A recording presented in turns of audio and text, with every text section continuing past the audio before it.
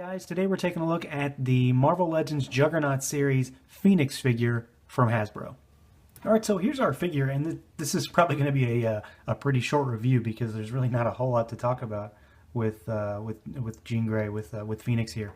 So let's take a look at the sculpt and the paint and articulation and everything, and start with sculpt. And I think that among the many reasons why I think this is probably one of the worst figures in the wave, this is kind of, the sculpt is probably part of the reason. First of all, she's got these like platform type high heels, which have a very small base to them, so she's very hard to pose.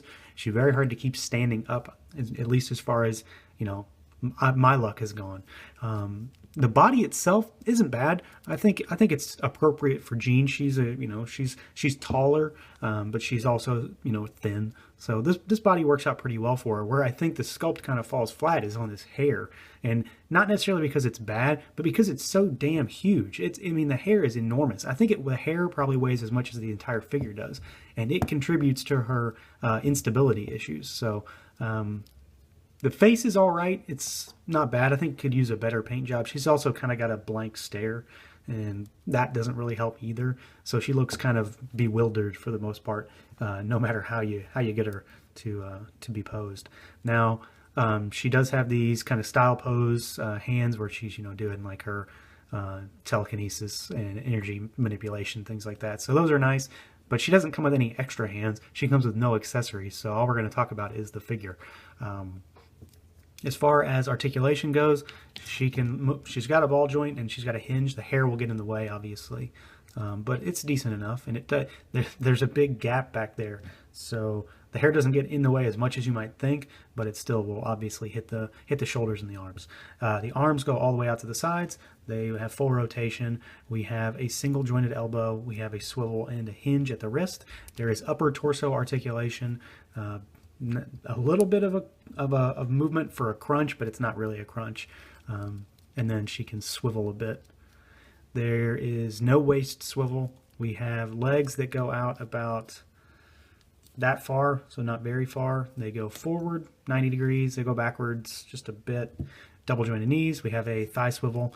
We have nothing at the boot level, shin level, and we have a hinge and bit of a rocker at the ankle. So kind of basic, minimal articulation, and nothing too crazy. Not anything that I didn't expect to get. She's also got this sash that we've seen on a few other figures like Iron Fist and things like that.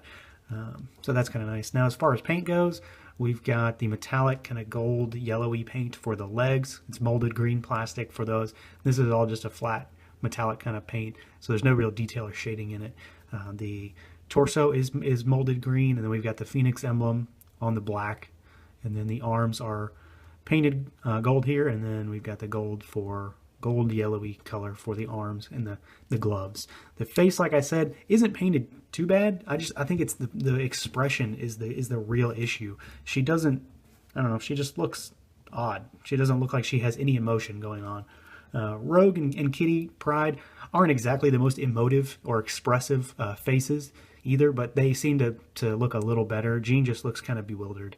The hair is painted nice. It's got that kind of deep red color, and then it's got a wash all through it, so it looks nice. It's kind of it kind of pops against the rest of the green and the yellows here. So she looks all right. I just don't think the figure is anything exciting.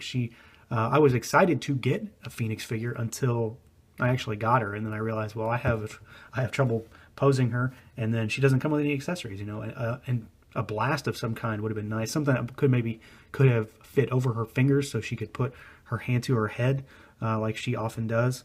And you had at least back in the '90s era, they would show her kind of an energy blast coming out, just as a form of that something is happening there. So okay figure, not the greatest. I think she is the weakest of the female figures. Kitty Pryde is my favorite, followed by Rogue very, very closely, and then Jean Phoenix here is way far down that list. So that's going to do it for this review, everyone. As always, stay tuned to Toy Bro for more reviews. We got one more X-Men character to go. We got Cable left, and then we'll hit Jugs. So feel free to like, comment, subscribe, and share. Let me know what are your thoughts on Phoenix here. Did she live up to your expectations, or like me, was she kind of just a boring addition in this wave? So that's going to do it, and until next time.